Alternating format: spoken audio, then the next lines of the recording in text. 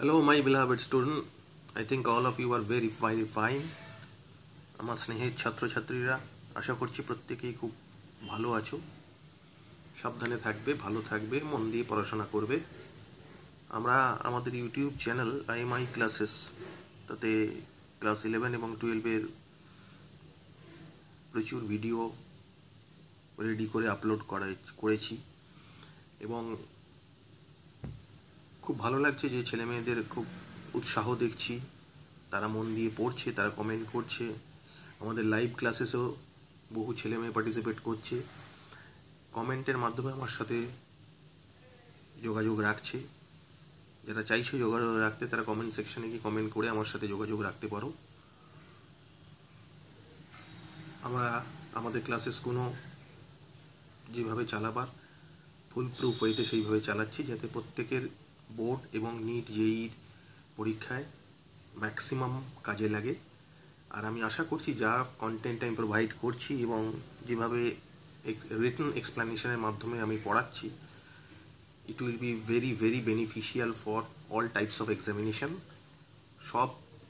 সব ধরনের পরীক্ষার ক্ষেত্রে খুব কাজে লাগবে যদি তোমরা যেভাবে পড়ানো হচ্ছে এবং যেভাবে করছো সেইভাবে যদি প্রথম থেকে শেষ পর্যন্ত চালিয়ে যাও আমার সাথে পায়ে পা মিলিয়ে, তাহলে প্রত্যেকেরই ভালো রেজাল্ট হবে। আর আমি চাই আমার প্রত্যেক স্নেহের ছাত্রছাত্রীর খুব ভালো রেজাল্ট হোক, প্রত্যেকে খুব ভালো জায়গায় যাক। ওকে, তো যাই হোক, আমরা ক্লাস 11-এর লাস্ট কিছু ক্লাসেস আমরা আয়নিক ইকুইলিব্রিয়ামের ওপর করছিলাম। আজকেও ক্লাসেস হবে আয়নিক ইকুইলিব্রিয়ামের ওপরই। আজকে lecture number 5 for ionic equilibrium. Specially সবাইকে বলার যেটা, আমরা অর্গানিকটা লাইভ করছি। অর্গানিকের ক্লাসেসগুলো ইউটিউবে কিছুই আপলোড হচ্ছে না, সেগুলো সব লাইভ ক্লাসেস হচ্ছে। অলরেডি আমাদের নোমেনক্লেচার সেকশানের প্রথমে আমরা অর্গানিকের যেভাবে পড়েছি আর কি লাইভ ক্লাসেসে একটু ইন্ট্রো দিয়ে দিচ্ছি। প্রথমে আমরা পড়েছিলাম classification of organic compounds in detail, তারপরে আইসোমারিজম পড়েছি, সেটাও ইন ডিটেল মোটামুটি। স্টিরিও আইসোমারিজম আর পড়িনি আমরা, সেটা পরে পড়ব। তারপরে আমরা নোমেনক্লেচারে ঢুকে গেছিলাম। নোমেনক্লেচারে ঢুকে nomenclature for normal compound, cyclic compounds, এবং নট অনলি নোমেনক্লেচারে শুধুমাত্র আইইউপিএসি নোমেনক্লেচার পড়েছিলাম, তার সাথে কম্পাউন্ডসের ট্রিভিয়াল নোমেনক্লেচারগুলোও আমরা করেছি বেশ ইন্টারেস্টিং ওয়েতে। সেক্ষেত্রে আমি ছেলে মেয়েদের টেস্ট ইয়োরসেলফ কোয়েশ্চেন হিসেবে বাড়িতে প্রায় 150খানা মতো আইইউপিএসি করতে দিয়েছিলাম। সবাই করেছে খুব এনার্জি নিয়ে, খুব জোর কদমে করেছে। জাস্ট অর্গানিকটা আমরা লাইভ করছি এবং অর্গানিকটা আমরা ফাটিয়ে পড়ছি। আমরা অ্যালকেন্সে ঢুকে অর্গানিকের হাইড্রোকার্বনসে ঢুকে গেছি। তার মধ্যে অ্যালকেন্স অলরেডি আমাদের কমপ্লিটেড। এরপর নেক্সট লাইভ ক্লাসে অর্গানিকের আমাদের আনস্যাচুরেটেড হাইড্রোকার্বনে ঢুকবো, সেখানে যাতা লেভেলের পড়ছি অর্গানিক। তো যাই হোক, যাদের কোনো সমস্যা হবে বা যারা ক্লাস করতে চাইছো তারা লাইভ আমাদের কমেন্ট সেকশানে গিয়ে আমার সাথে যোগাযোগ করতে পারো। ওকে, তো আর আমরা এদিকে আমাদের ইউটিউব চ্যানেলে আপলোড যেগুলো করছি সেগুলো মোস্টলি ফিজিক্যাল কেমিস্ট্রিগুলো ক্লাসেসগুলো হচ্ছে, ফিজিক্যাল কেমিস্ট্রি, জেনারেল কেমিস্ট্রি ক্লাসেসগুলো। এরপরে আমরা ইনঅর্গানিক সেকশানে ঢুকবো ফিজিক্যাল কেমিস্ট্রি শেষ হলে। তো যাই হোক, আজকে আমাদের যেটা বললাম আয়নিক ইকুইলিব্রিয়াম চলছে। আয়নিক ইকুইলিব্রিয়াম আজকে লেকচার নাম্বার 5। লেকচার নাম্বার 5-এ আমরা ডিসকাশন করব হাইড্রোলাইসিস অফ সল্ট। এর আগে লেকচার নাম্বার 4-এ আমরা বাফার এবং আরও অনেক, মানে লেকচার নাম্বার 3, লেকচার নাম্বার 4-এ regarding pH mathematical explanation lecture number 3 থেকে আরম্ভ করেছি আমরা মোস্টলি।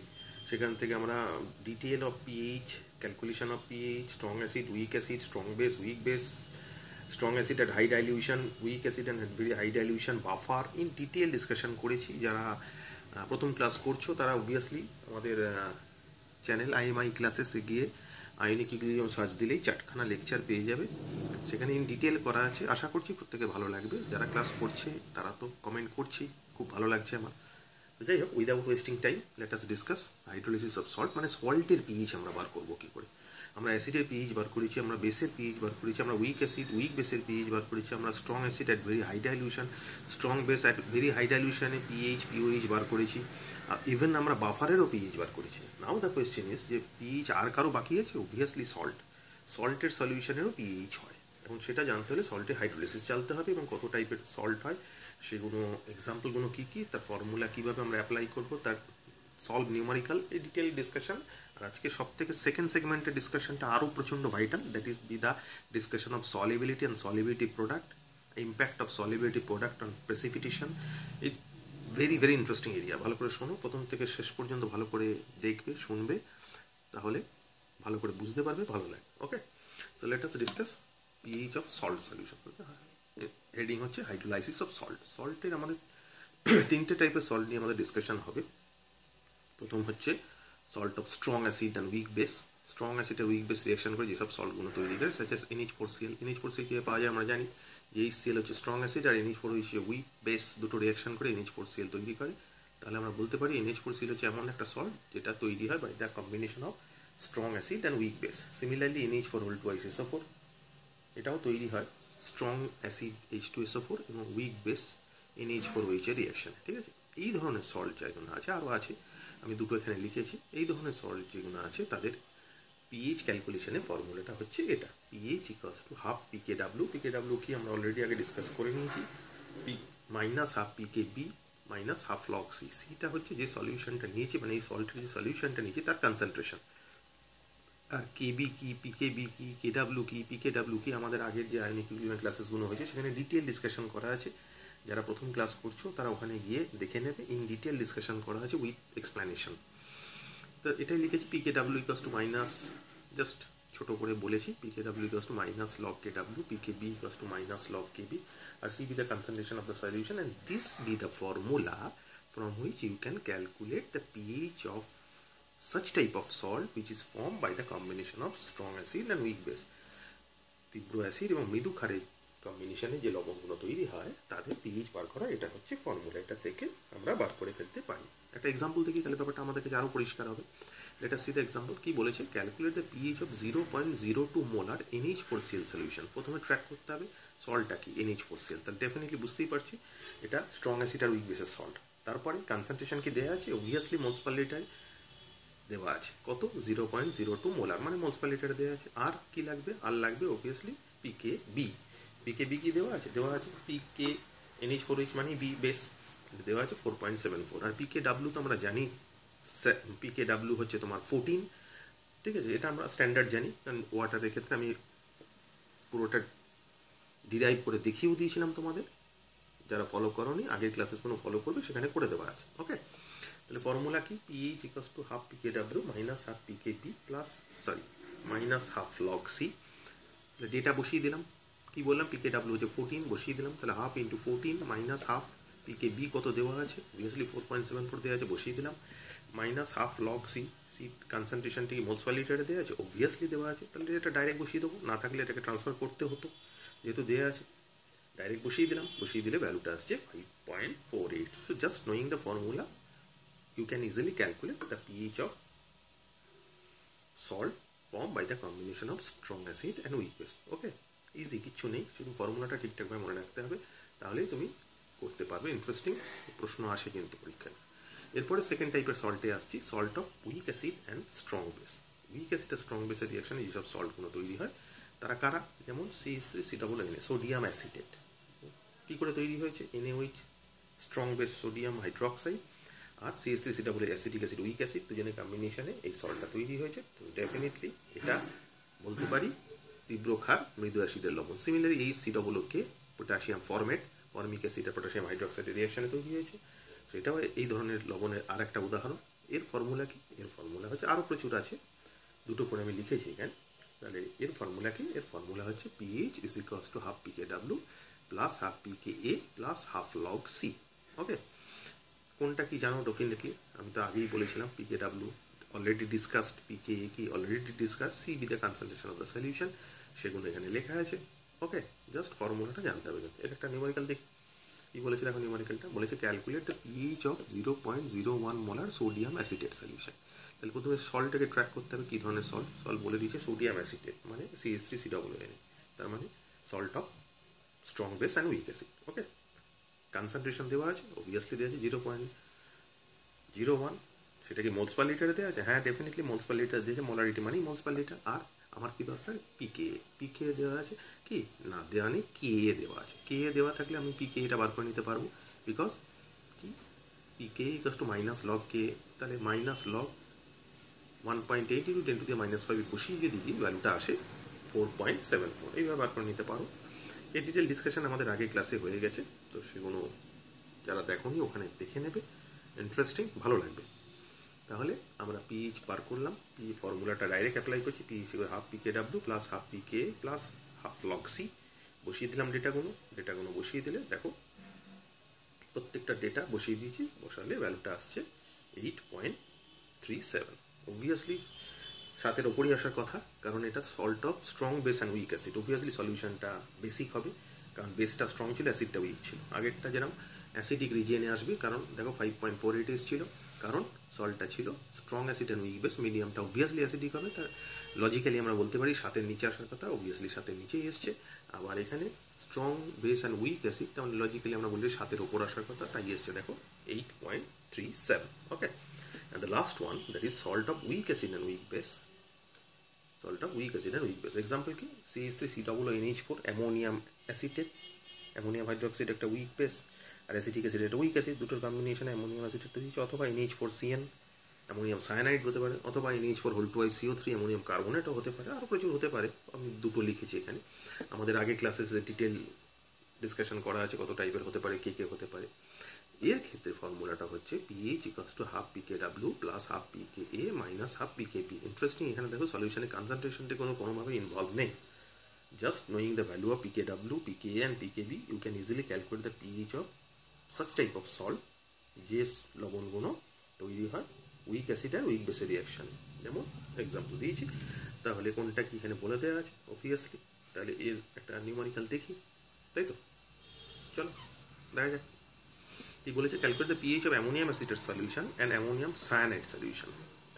অ্যাসিটিক অ্যাসিডের কে দেওয়া আছে, মানে কে দেওয়া আছে 1.8 × 10⁻⁵, আর অ্যামোনিয়াম হাইড্রোক্সাইডের কে দেওয়া আছে, মানে কেবি অ্যাকচুয়ালি দেওয়া আছে 1.8 × 10⁻⁵, আর HCN এর কে দেওয়া আছে, মানে কে এ দেওয়া আছে HCN এ 7.2 × 10⁻10। তাহলে আমি কি, if pKa is equals to pKb, যদি pKa আর pKb ইকুয়াল হয়, এটা জাস্ট একটা এক্সট্রা ইনফরমেশন দিয়ে রাখছি, ভালো করে দেখবে। if pKa equals to pKb হয়, তাহলে পিএইচটা ডেফিনেটলি 7 হয়, কারণ এখানে দেখো ফর্মুলাটা pKa আর pKb যদি ইকুয়াল হয়, তাহলে এই দুটো অবসলিউট হয়ে যাচ্ছে, তাহলে 0 হয়ে যাচ্ছে। তার মানে pH equals to half pK W মানে 7, পিকে ডাব্লিউ কত 14 জানি আমরা, তাহলে 14/2 মানে 7, তাহলে পিএইচ ইকুয়ালস টু 7 হবে, এটাই এখানে বলেছে। আর কে এর ভ্যালু যদি কেবির থেকে বেশি হয়, তাহলে পিএইচ অবভিয়াসলি লেস দ্যান 7 হবে, মানে রেজাল্টিং সলিউশন অ্যাসিডিক হবে। অপরটা রেজাল্টিং সলিউশন 7 মানে আমরা বলতে পারি নিউট্রাল হবে। আর কে যদি কেবির থেকে কম হয়, তার মানে পিএইচ গ্রেটার দ্যান 7 হবে, তার মানে the resulting solution obviously alkaline. Okay, এটা কিন্তু ভালো করে খেয়াল রাখবে। Let us calculate the value of this two numericals. প্রথমে অ্যামোনিয়াম অ্যাসিটেটের বার করতে দিয়েছি। অ্যামোনিয়াম অ্যাসিটেটের ফর্মুলা কি বলে, হাফ পিকে ডাব্লিউ মানে 7, হাফ পিকে এ কত দেওয়া আছে, কে দেওয়া আছে, সেটা থেকে পিকে বার করে নিয়েছিলাম, সেটা বাই 2 করলে 2.37 হচ্ছে, মাইনাস অবভিয়াসলি পিকে বি ভ্যালু 2.37, আমার ফর্মুলায় ছিল হাফ পিকেবি, তার মানে সরি পিকেবি 4.74, তাহলে হাফ পিকেবি মানে 2.37। তাহলে ভালো করে লক্ষ্য করে পিকে এ আর পিকেবি কিন্তু ইকুয়াল, তাহলে অবভিয়াসলি 7 আসছে, মানে নিউট্রাল। এবার অ্যামোনিয়াম সায়ানাইডের ক্ষেত্রে কিন্তু আসেনি ভ্যালুটা 7, কারণ কে এর ভ্যালুটা আমার বেশি। কে এর ভ্যালুটা দেখো, সরি কে এর ভ্যালুটা অনেক কম, 7.2 × 10⁻10, তাহলে সেটা বসিয়ে দিলে কে এর ভ্যালু যদি কম হয় কেবির থেকে, তাহলে ডেফিনেটলি আমরা বলেছি পিএইচটা 7-এর থেকে বেশি আসার কথা। দেখা যাক আসে কিনা। তাহলে ভ্যালুটা বসে 7, এটা প্লাস 4.57, আর ওটা মাইনাস 2.37, এটা হচ্ছে কেবির ভ্যালু তো অলরেডি দেওয়াই ছিল, এই 1.8 মানে এটা 4.74 হয়, সেটা বাই 2, হাফ পিকেবি মানে 4.74/2 মানে 2.37, আর এর ভ্যালুটা কে এতে ট্রান্সফার করে সেটাকে 2 দিয়ে ডিভাইড করলে এই ভ্যালুটা আসছে, তার মানে ভ্যালুটা আসছে 9.20।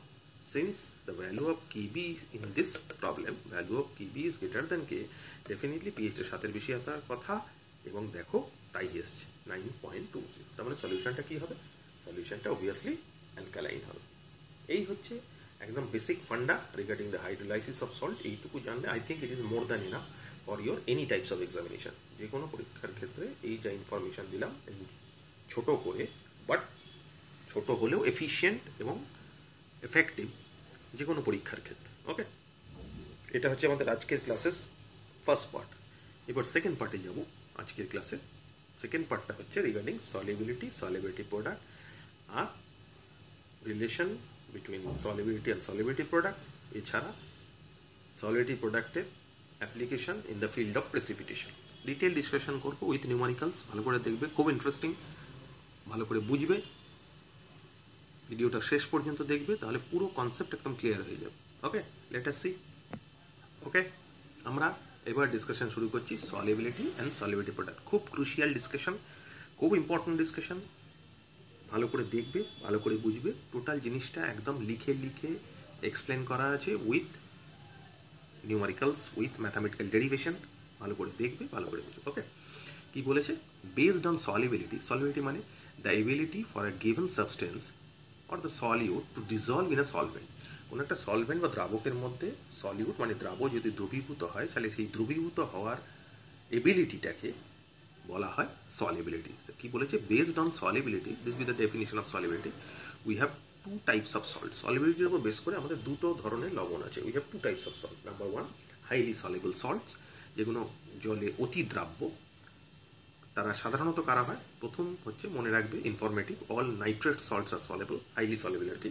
যে কোনো নাইট্রেট সল্টই কিন্তু জলে হাইলি সলেবল। ওকে, এছাড়া salt of sodium, potassium, ammonium, rubidium and caesium, মানে মোস্টলি অ্যালকালি মেটালস যেগুলো আছে, গ্রুপ ওয়ানে যে এই মেটালগুলো সবাই আছে, এরা অ্যালকালি মেটাল, ক্ষার ধাতু। এদের যে সল্টগুলো আছে তারা কিন্তু জলে সলেবল হয়। ওকে, যারা জলে হাইলি সলেবল হয়, আমাদের আজকের ডিসকাশনের এই ফিল্ডে তাদের কোনো প্রয়োজনীয়তা নেই। সো দ্যাট ইজ ওয়াই, সেই কারণে আমরা এখানে লিখেছি we are not interested about this type of salt. এদের এই ধরনের লবণের ক্ষেত্রে আমাদের সলিউশন এবং সলিবিলিটি প্রোডাক্টে কোনো ডিসকাশনের মধ্যে আসবে না। আমরা কাদের নিয়ে ডিসকাস করব? আমরা যাদের নিয়ে ডিসকাস করব সেই ধরনের সল্টকে বলা হয় স্প্যারিংলি সলেবল সল্ট। বাংলায় হচ্ছে স্বল্প দ্রাব্য লবণ, মানে যারা জলে কমপ্লিটলি ডিজলভ করে না। ওকে, কারা হয় তারা? সাধারণত normally the solubility of this type of salt is very poor, যেটা বললাম, যারা জলে সম্পূর্ণ দ্রবীভূত হয় না, মানে যাদের দ্রাব্যতা জলে খুবই কম। ওকে, তারা কারা? সাচ অ্যাজ PbCl2, PbSO4, মানে lead chloride, lead sulfate, ZnS মানে zinc sulphide, AgCl silver chloride, AgBr silver bromide, AgI silver iodide, Ca3PO4 whole twice মানে ক্যালসিয়াম ফসফেট। এছাড়াও প্রচুর আছে। This are the most common salts which are generally termed as sparingly soluble salt, আর যেগুলো দিয়েই বেশিরভাগ কিন্তু পরীক্ষায় প্রশ্ন আসে। তো সেগুলো নিয়ে ডিসকাশন আমরা করব। খুব ইন্টারেস্টিং ডিসকাশন, ভালো করে দেখো, ভালো করে বোঝো। First we are going to discuss the concept of solubility, তারপরে দ্য সলিবিলিটি প্রোডাক্ট। সলিবিলিটিটা কাকে বলে আমি তো আগেই একটু বললাম, the ability for a given substance or solute to dissolve in a solvent, মানে কোনো একটা পদার্থ বা কোনো একটা দ্রাবকে দ্রবীভূত হওয়ার এবিলিটিটাকে বলা হয় তার দ্রাব্যতা। এবার আমরা ডিসকাস করতে যাচ্ছি সেটা হচ্ছে কনসেপ্ট অফ সলিবিলিটি প্রোডাক্ট, মানে দ্রাব্যতা গুণফল বলতে কি বোঝায়, খুব ক্রুশিয়াল জায়গা, ভালো করে দেখবে। কি বলেছে দেখো, কি বলেছে? Let us assume the formula of a sparingly soluble binary electrolyte. আমরা কি ধরছি? একটা স্বল্প দ্রাব্য লবণ যেটা বাইনারি ইলেকট্রোলাইট। বাইনারি মানে দুজনকার চার্জই সেম, দুজনেই একটা একটা করে যুক্ত হয়ে সেই সল্টটা তৈরি করে, যেমন Ma।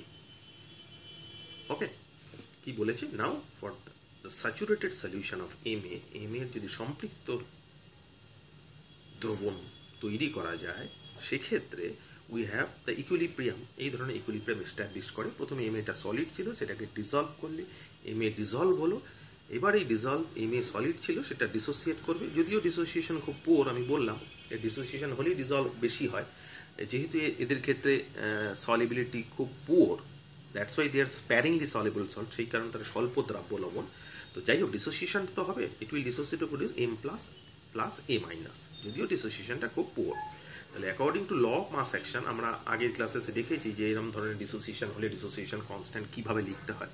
যারা দেখোনি আমার আগের ক্লাসেসগুলো ফলো করবে, ইউটিউব চ্যানেল IMI ক্লাসেসে সব আপলোড করে দেওয়া আছে, ইন ডিটেল ভালো করে বুঝতে পারবে যদি ভালো করে দেখো। ওকে, তাহলে এই ডিসোসিয়েশনটার উপর বেস করে আমরা ডিসোসিয়েশন কনস্ট্যান্টটা ডেফিনেটলি লিখতে পারি dissociation constant K is equals to concentration of M plus into concentration of A minus by concentration of Ma, মানে concentration of the reactant by concentration of the concentration of the product by concentration of the reactant।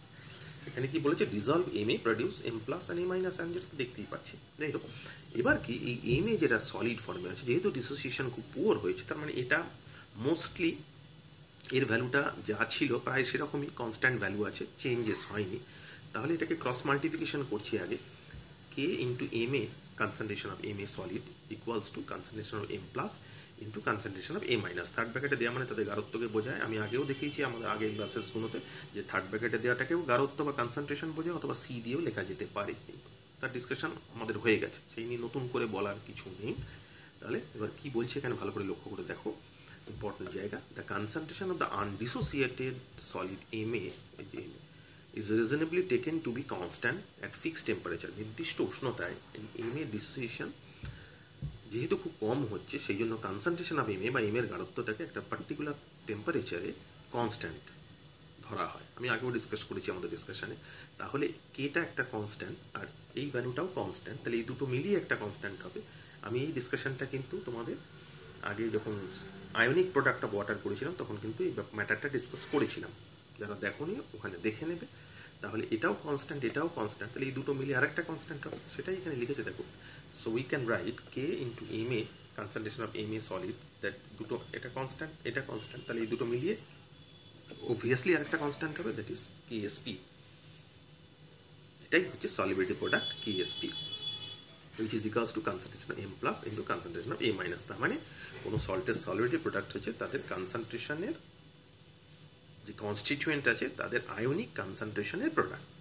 ঠিক আছে,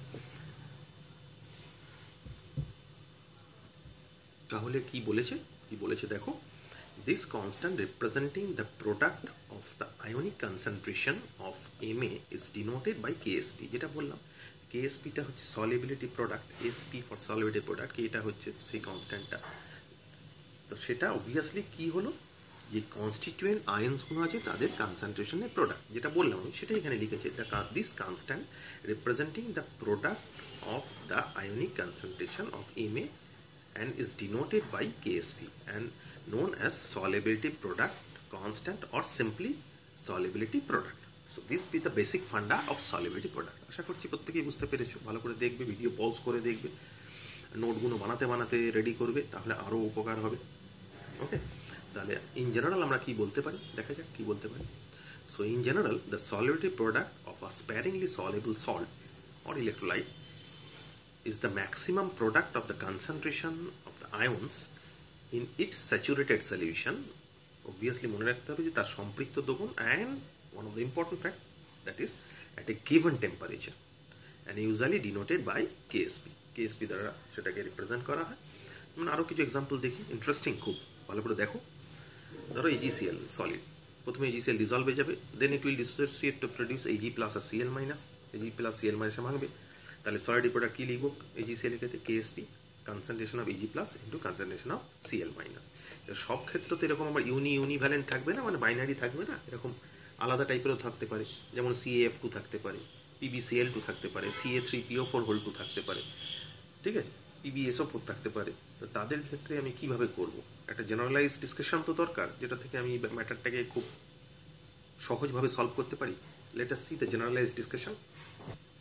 দেখো আমার সল্টটা এসছে MxAy, এটা আমি সল্টটা ধরে নিয়েছি, লেট আস অ্যাসিউম সেটা সলিড আছে, তারপর সেটা ডিজলভ ফর্মে দেবে, then it will dissociate to produce XMy plus plus YaX minus, এইভাবে ভাঙবে, ডেফিনেটলি বুঝতেই পারছো। তাহলে এর Ksp অফ MxAy এর কী লিখবো, ভালো করে দেখো কী লিখছি, My plus to the power X, মানে concentration of My plus to the power X, খুব ভালো করে দেখবে, into concentration of Ax minus to the power Y। তার মানে যে ক্যাটায়নটা আছে তার সাথে তার স্টয়চিওমেট্রিক যে কোএফিসিয়েন্টটা থাকবে সেটা কিন্তু পাওয়ারে যাবে, মানে ক্যাটায়নের concentration with the stoichiometric coefficient at its power. Okay, similarly অ্যানায়নের কনসেন্ট্রেশন এবং অ্যানায়নের যে স্টয়চিওমেট্রিক কোএফিসিয়েন্টটা থাকবে সেটা কিন্তু তার পাওয়ারে যাবে, সেটাই এখানে লিখেছে। দেখো, this be the most crucial area. So therefore the solubility product of a sparingly soluble electrolyte in its saturated solution at a given temperature, these two are the very crucial points. Saturated solution होता है obviously at a given temperature होता है, and solubility product is very much depend on temperature. At a given temperature is the product of the molar concentration of the constituent ions. Constituent আয়নগুলোর molar গারত্বর product মানে গুণফল provided raised to the appropriate powers equal to their coefficient in the balance dissociation equation.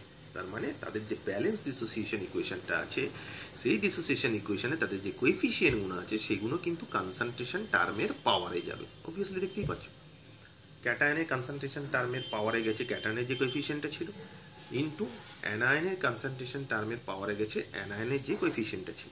Okay, simple, কিছু নেই।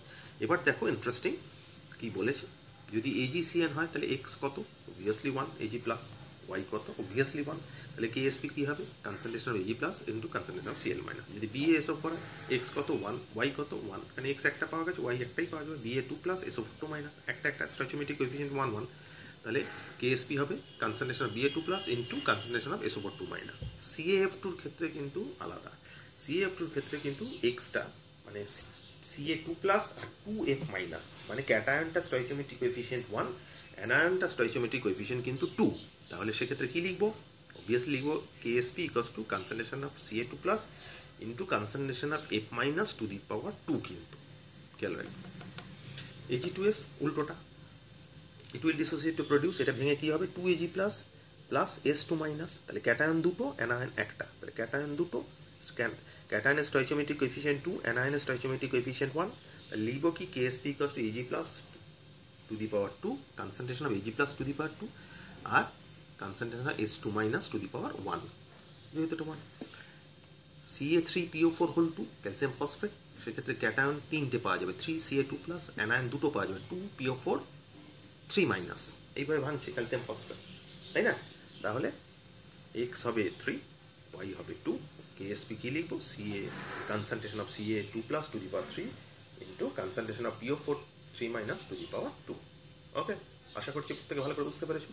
এখানে একটা important point লিখেছে, দেখো, at a fixed temperature every sparingly soluble electrolyte has a definite solubility product. একটা নির্দিষ্ট তাপমাত্রায় যে কোনো স্বল্পদ্রাব্য লবণের কিন্তু সলিবিলিটি প্রোডাক্টের ভ্যালু বা দ্রাব্যতা গুণফলের ভ্যালু একটা নির্দিষ্ট, এটা কিন্তু মাথায় রাখতে। ওকে, তাহলে এখানে আমরা কিন্তু solubility product related detail information জানলাম। এবার আমরা কি করব, এর আগে জেনেছিলাম সলিবিলিটি, তারপরে জানলাম সলিবিলিটি প্রোডাক্ট, তার ডিটেল এক্সপ্লেনেশন। এবার আমরা মার্জ করব সলিবিলিটি আর সলিবিলিটি প্রোডাক্টের কনসেপ্টটা, দুটোকে মার্জ করব, তবেই আমার আলটিমেট ডিসকাশনটা হবে। কি বলেছে দেখো, খুব ইন্টারেস্টিং, ভালো করে দেখো, আর খুব ক্রুশিয়াল জায়গা। কি বলেছে, if S be the solubility of sparingly soluble salt AgCl, AgClটা ইউনিভ্যালেন্ট, তাহলে যতগুলো Ag প্লাস পাওয়া যাবে ততগুলোই Cl মাইনাস পাওয়া যাবে, তাহলে concentration of Ag plus equals to concentration Cl minus that be the solubility which is assume as S and the unit is gram ion per litre অথবা molar concentration of AgCl। AgCl যে molar concentration থাকবে সেটা, বা কনসেন্ট্রেশনটা গ্রাম ion পার লিটারেও নিতে পারো, মানে concentration যেটা, two be frank solubility ভ্যালুটাও কিন্তু সেটা প্রোভাইডেড, সেটা কিন্তু আইদার গ্রাম আয়ন পার লিটারে থাকবে অথবা মোলার কনসেন্ট্রেশনে কিন্তু থাকতে হবে। দেখা যাক সলিবিলিটি প্রোডাক্ট অফ KSP কার, AgCl এর, তার মানে বসাবো কি according to previous discussion, concentration of Ag plus concentration of Cl minus, যেহেতু কনসেন্ট্রেশন অফ Ag প্লাস আর concentration of Cl minus equal, মানে যতগুলো Ag প্লাস পাই ততগুলোই Cl মাইনাস পাওয়া যাচ্ছে, তাহলে আমি কনসেন্ট্রেশন অফ Ag প্লাস এর স্কোয়ার লিখতে পারি অথবা কনসেন্ট্রেশন অফ Cl মাইনাস এর স্কোয়ার লিখতে পারি, যেহেতু দুটো ইকুয়াল সেটাকে আমি S ধরে নিয়েছি সলিবিলিটি, তাহলে এটা S স্কোয়ার হবে, তাই না? সিমিলারলি ম্যাগনেসিয়াম হাইড্রোক্সাইডে গেছে, ম্যাগনেসিয়াম কীভাবে ডিসোসিয়েট করে ম্যাগনেসিয়াম হাইড্রোক্সাইড বলো তো? Obviously Mg2 plus plus 2OH minus, তার মানে ক্যাটায়ন একটা অ্যানায়ন দুটো, তাহলে অবভিয়াসলি লিখবো যে concentration of Mg2 plus into concentration OH minus to the power 2, এটাতে ইকুয়াল নয়, মানে Mg2+ আর OH মাইনাস আয়নের নাম্বার ইকুয়াল নয়, সেক্ষেত্রে এর ক্ষেত্রে এর ক্ষেত্রে 2OH মাইনাস মানে 2s, আর কোএফিশিয়েন্ট যেটা থাকবে সেটা কিন্তু পাওয়ারে চলে যায় বললাম। এই জায়গাটা খুব ক্রুশিয়াল কিন্তু, এর জন্য s, এটা 2OH মাইনাস হচ্ছে যার জন্য 2s, আর আগে যে কোএফিশিয়েন্টটা থাকবে স্টয়চিওমেট্রিক কোএফিশিয়েন্টটা পাওয়ারে চলে যাবে, মানে 2s⁻², মানে হবে 4s3। সিমিলারলি Ca3PO4 এটা কীভাবে ভাঙছে, দেখি, একবার দেখিয়ে দিচ্ছি, দেখো, তাহলে ব্যাপারটা তোমার বুঝতে সুবিধা হবে।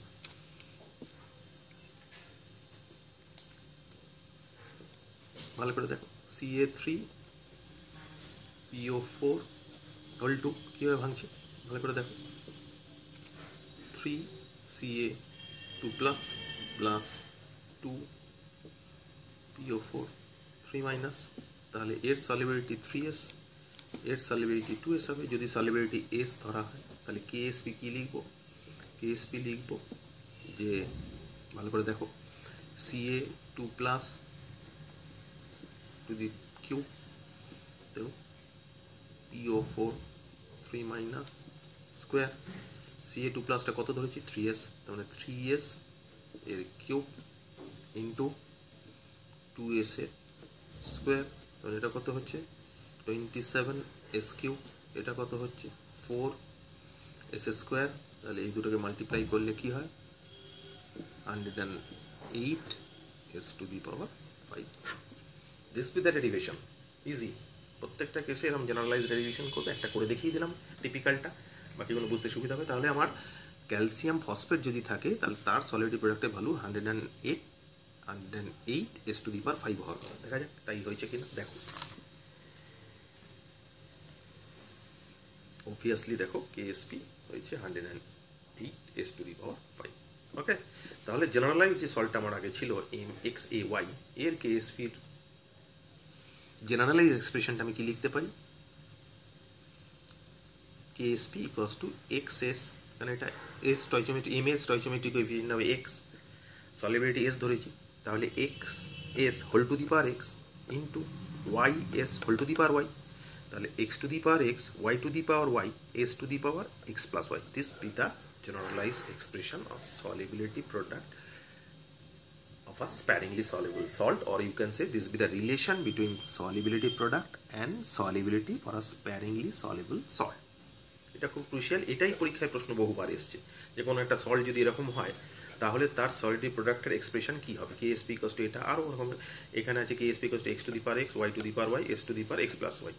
পরীক্ষায় 4টে অপশান আছে, 2 নম্বর অপশান ধরা দিল X⁵, Y⁵, S⁴x+y, এইভাবে বিভিন্ন রকম অপশান দেবে।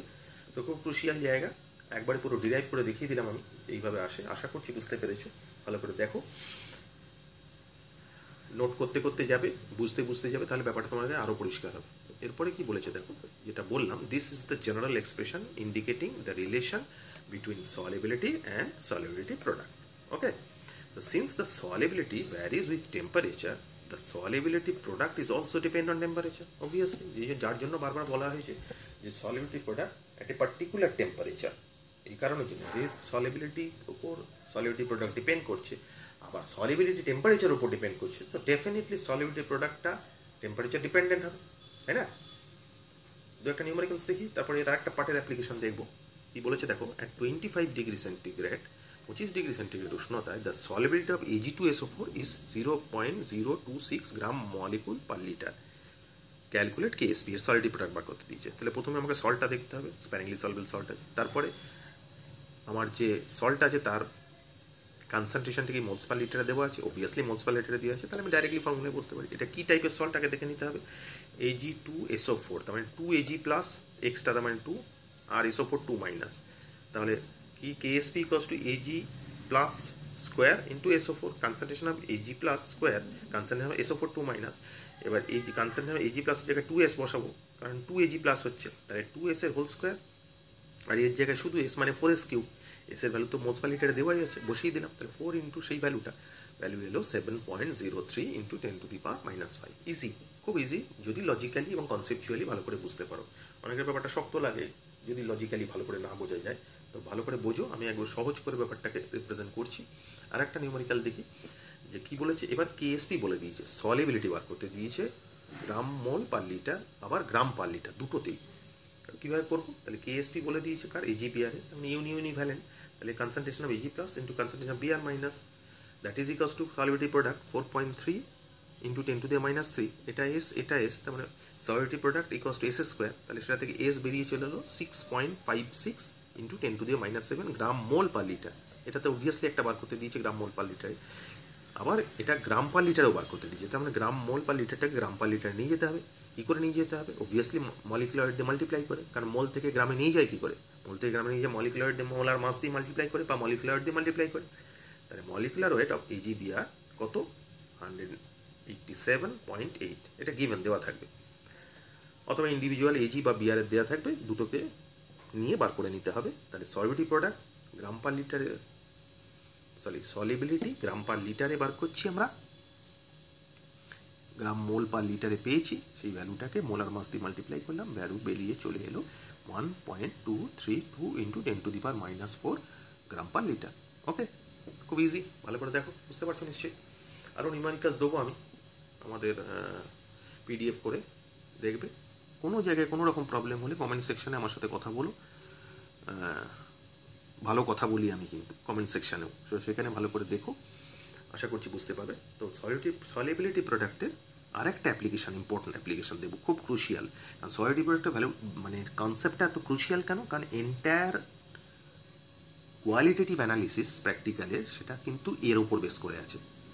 That is why the concept of solubility and solubility product এত ইম্পর্টেন্ট, সেই কারণে মানে খুব ভালো করে বুঝবে, না বুঝতে পারলে কিন্তু অসুবিধা হবে। আমি একদম সিম্পল ওয়েতে বোঝাচ্ছি, যদিও সিম্পল এবং কমপ্লিকেটেড কনসেপ্টটাও সিম্পল ওয়েতে বোঝাচ্ছি, সেটা ভালো করে বোঝার চেষ্টা করো। এবার দেখো এর আর একটা সেগমেন্ট যেটা খুব ক্রুশিয়াল, এন্টায়ারলি যেটা অ্যাপ্লিকেশান হচ্ছে আমার কোয়ালিটেটিভ অ্যানালিসিসে, সেটা নিয়ে একটু আলোচনা করব, দেখা যাক সেটা কি। সেটা হচ্ছে সলিবিলিটি প্রোডাক্ট অ্যান্ড প্রেসিপিটেশন। মানে কোনো ক্ষেত্রে কখন আমার প্রেসিপিটেট বা অধক্ষেপ পড়ে, সেটা কি কোনো কন্ডিশান আছে? অবভিয়াসলি আছে। সেটা কি এবং সেটার ওপর কীভাবে প্রবলেম আসে এবং সেটা নিউমেরিক্যাল এলে কী রকম আসে, সেটা একটু ডিসকাস করছি। দেখো খুব ইন্টারেস্টিং কী বলেছে, দেখো সলিবিলিটি প্রোডাক্ট অ্যান্ড প্রেসিপিটেশন, দ্রাব্যতা গুণফল এবং অধক্ষেপণ বা অধক্ষেপ পড়বে কখন, কি বলেছে? ভালো করে শুনবে। The solubility product indicates the maximum value of the product of ionic concentration in the saturated solution of a sparingly soluble electrolyte. যে কোনো স্বল্প দ্রাব্য তড়িৎ বিশ্লেষণের ক্ষেত্রে সলিবিলিটি প্রোডাক্ট মানে কি? সলিবিলিটি প্রোডাক্ট মানে হচ্ছে তাদের আয়নের ম্যাক্সিমাম কনসেন্ট্রেশন সম্পৃক্ত দ্রবণের মধ্যে, সেটাই এখানে বলেছে যে the solubility product indicates the maximum value of the product of ionic concentration in the saturated solution of a sparingly soluble electrolyte. Okay, এবার ইম্পর্টেন্ট জায়গাটা কোথায়? ইম্পর্টেন্ট জায়গাটা হচ্ছে thus if for a given electrolyte the product of ionic concentration is made to be exceed to its solubility product, মানে ionic কনসেন্ট্রেশনের প্রোডাক্টটা যদি তার solubility প্রোডাক্টের ভ্যালু একটা পার্টিকুলার টেম্পারেচারে পেরিয়ে যায়, এক্সিড করে যায়, তাহলে কিন্তু সঙ্গে সঙ্গে প্রেসিপিটেট পড়ে যাবে। ওকে, সেটাই এখানে বলেছে।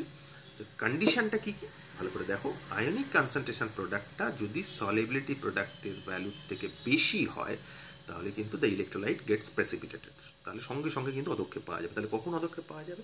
যখন কোনো স্প্যারিংলি সলিবল ইলেকট্রোলাইটের আয়নিক কনসেন্ট্রেশনের প্রোডাক্টটা তার সলিবিলিটি প্রোডাক্টের ভ্যালুকে এক্সিড করে যাচ্ছে। বাংলায় কি? বাংলায় হচ্ছে কোনো স্বল্পদ্রাব্য তড়িৎ বিশ্লেষের আয়নীয় গারত্বের আয়নীয় গুণফলটা যদি তার দ্রাব্যতা গুণফলকে অতিক্রম করে যায়, তাহলে কিন্তু অধক্ষেপ পড়ে যাবে। আর যদি না করে, ionic concentration product less than solubility product, definitely তার অধক্ষেপ পড়বে না। সেটাই বলেছে the electrolyte goes into solution, সলিউশনেই থাকবে ইলেকট্রোলাইটটা, প্রেসিপিটেট পড়বে না। আর যদি ইকুয়াল হয়, ইকুয়াল হলে the solid electrolyte remains equilibrium with আয়ন্স, মানে যে সলিড ইলেকট্রোলাইটটা ছিল সেটা তার আয়নের সাথে ইকুইলিব্রিয়ামে থাকবে স্যাচুরেটেড সলিউশনের মধ্যে। This be the very crucial 3 condition যেটা থেকে আমরা কিন্তু প্রেসিপিটেশন পড়বে কি পড়বে না, এবং এই কনসেপ্টের উপরই টোটাল প্র্যাকটিক্যাল কেমিস্ট্রির ইনঅর্গানিকের কোয়ালিটেটিভ অ্যানালিসিসটা দাঁড়িয়ে আছে কিন্তু এই কনসেপ্টের উপরে। কারণ আমরা যারা করেছো তারা জানো যে ইনঅর্গানিক কেমিস্ট্রিতে কোয়ালিটেটিভ অ্যানালিসিসে বেসিক রেডিক্যালে বিভিন্ন গ্রুপ আছে, গ্রুপ 1, গ্রুপ 2, গ্রুপ 3। সেই গ্রুপটা কিসের ওপর বেস করে তৈরি হয়েছে? সেই গ্রুপটা কিন্তু এই সলিবিলিটি প্রোডাক্টের ওপর বেস করে তৈরি হয়েছে। প্রথম গ্রুপে যারা প্রেসিপিটেট পড়ে, সেকেন্ড গ্রুপে যারা আছে তারা যদি থাকেও তারা কিন্তু প্রেসিপিটেট পড়বে না ফার্স্ট গ্রুপের যে রিয়েজেন্ট আছে সেটা দিলে। কেন পড়বে না? কারণ তাদের সলিবিলিটি প্রোডাক্টের ভ্যালু, মানে সেকেন্ড গ্রুপে যারা আছে তাদের সলিবিলিটি প্রোডাক্টের ভ্যালু প্রথম গ্রুপে যারা আছে তাদের থেকে কিন্তু বেশি, সেই জন্য প্রেসিপিটেট পড়বে না। সেম একইভাবে গ্রুপ 3, গ্রুপ 4 এইভাবে চলছে। So entire practical qualitative analysis ইনঅর্গানিকের কিন্তু এই কনসেপ্টের উপর দাঁড়িয়ে আছে, and that is why this concept is so crucial. তো যাই হোক, একটা প্রবলেম দেখি। প্রবলেমটা দেখলে একটা ব্যাপারটা একটু বুঝতে সুবিধা হবে, একটু ক্ল্যারিটি আসবে কনসেপ্টে। কি বলেছে প্রবলেমে? Predict whether a precipitate will be formed or not। অদক্ষে পড়বে কি পড়বে না বলো, যখন equal volume of 2 × 10⁻⁶ molar barium ক্লোরাইডের সাথে 2 × 10⁻⁵ মোলার সোডিয়াম সালফেট মেশানো হয়। কেএসপি অফ BaSO4 দেওয়া আছে 1 × 10⁻⁴। BaSO4 কেন দেওয়া আছে? তার কারণ হচ্ছে BaCl2 সাথে Na2CO4 মেশালে, মানে বেরিয়াম ক্লোরাইডের সাথে সোডিয়াম সালফেট মেশালে অবভিয়াসলি বেরিয়াম সালফেটেরই প্রেসিপিটেট পড়বে। তাহলে বেরিয়াম সালফেটের প্রেসিপিটেট পড়লে বেরিয়াম সালফেটের কেএসপিটা দেওয়া থাকার কথা, এবং সেটা থেকে ট্র্যাক করে নিয়ে তুমি দেখেই বুঝতে পারি যে কার প্রেসিপিটেট পড়বে। তাহলে দেখা যাক, বেরিয়াম ক্লোরাইড ডিসোসিয়েট করছে, সলিড ডিসলভ করে আয়নের সাথে ইকুইলিব্রিয়ামে আছে, সেটা এখানে লেখা হয়েছে Ba2+, SO4 2-। তারপর বেরিয়ামের কনসেন্ট্রেশন কী হবে? That be the molar concentration of barium chloride, সেটাই লিখেছি, আমি আগে ডিসকাস করে দিয়েছি। সোডিয়াম সালফেট এইভাবে ডিসোসিয়েট করবে 2Na+ + SO4 2-। তাহলে সালফেট আয়নের কনসেন্ট্রেশন কী হবে? That be the molar concentration of sodium sulphate, যেটা গিভেন দেওয়া আছে। তাহলে যেহেতু এখানে একটা সবথেকে ক্রুশিয়াল জায়গা, যেটা ইকুয়াল ভলিউম মেশানো হয়েছে, ইকুয়াল ভলিউম মেশালে কী হয়? কনসেন্ট্রেশন কিন্তু হাফ হয়ে যায়। এটা কিন্তু খুব ক্রুশিয়াল জায়গা, ভালো করে খেয়াল রাখবে। সবাই কী হয়, কনসেন্ট্রেশন দুটো বার করে সেটাই বসিয়ে দেয়, সেটা বসিয়ে দিয়ে আনসার করে দেয়, ভুল হয়ে যাবে। কিন্তু খুব ক্রুশিয়াল জায়গা যে ইকুয়াল ভলিউম মেশালে ভলিউমটা তো ডবল হয়ে যাচ্ছে। বেরিয়াম ক্লোরাইড যে ভলিউম ছিল আর সোডিয়াম সালফেট যে ভলিউম ছিল, দুটো যদি ইকুয়াল ভলিউম মেশানো হয় তাহলে দুটো ভলিউম একসাথে মিশলে তো টোটাল ভলিউমটা তো ডবল হয়ে গেল, আগে যে ভলিউম ছিল। তখন ভলিউম ডবল হলেই কনসেন্ট্রেশন হাফ হয়ে যাবে, তাই না? তো লজিক্যালি তাহলে সেইখানে দেখো, since equal volume is mixed, the concentration became half. তাহলে বেরিয়াম 2+ আয়নের কনসেন্ট্রেশন, যেটা অ্যাকচুয়ালি ছিল 2 × 10⁻⁶ molar, after mixing with sodium sulphate in an equal volume ratio, তাহলে ভ্যালুটা হাফ হয়ে যাবে। তাহলে 2 × 10⁻�6/2, মানে 1 × 10⁻⁶। সেম কেস সালফেটেরও তাই হবে। ভলিউম ভ্যালুটা কত ছিল কনসেন্ট্রেশনের? 2 × 10⁻⁵, সেটাও হাফ হয়ে যাবে। তো এই কত হবে? 2 × 10⁻⁵/2, মানে 1 × 10⁻⁵। সো নাও এখন সলিউশনে বেরিয়াম 2+ এর কনসেন্ট্রেশন এটা, সালফেট আয়নের কনসেন্ট্রেশন এটা, তাহলে তাদের আয়নিক কনসেন্ট্রেশনের প্রোডাক্টটার ভ্যালু কত আসছে? 10⁻⁶ × 10⁻⁵, মানে 10⁻11। তাহলে এই আয়নিক প্রোডাক্টের ভ্যালুটা কি সলিবিলিটি প্রোডাক্টের ভ্যালুর থেকে বেশি না কম? আয়নিক প্রোডাক্টের ভ্যালু 10⁻11 আর সলিবিলিটি প্রোডাক্টের ভ্যালু 10⁻10। তাহলে অবভিয়াসলি সলিবিলিটি প্রোডাক্টের ভ্যালু অনেক বেশি আয়নিক প্রোডাক্টের থেকে। তাহলে আয়নিক প্রোডাক্ট সলিবিলিটি প্রোডাক্টের ভ্যালুকে এক্সিড করতে পারেনি। আয়নিক প্রোডাক্ট সলিবিলিটি প্রোডাক্টের ভ্যালুর থেকে কম, যদি কম হয় কি হয়? ইলেকট্রোলাইটটা সলিউশনেই থাকবে, কোনো প্রেসিপিটেট পাওয়া যাবে না। দেখো সেটাই বলেছে যে no precipitation will be form. Okay, this be the very crucial area. খুব ভালো করে দেখবে পুরো ভিডিওটা, খুব ক্রুশিয়াল এবং খুব ইম্পর্ট্যান্ট, এবং পরীক্ষা পারপাসে তো যারা স্পেশালি নিট যেই আছে তাদের জন্য তো আরও বেশি ইম্পর্ট্যান্ট। ভালো করে দেখবে। আমি আগেও বলেছি, এখনও বলছি, ভবিষ্যতেও বলবো যে প্রতিটা ভিডিও প্রথম থেকে শেষ পর্যন্ত ধরে ধরে পজ করে করে দেখবে, এবং মিনিমাম 3 বার দেখবে যদি কমপ্লিট কনসেপশন ক্লিয়ার দরকার হয়। ওকে, আজকে এই পর্যন্তই লেকচার 5। নেক্সট দিন যাব লেকচার 6-এ। Thank you.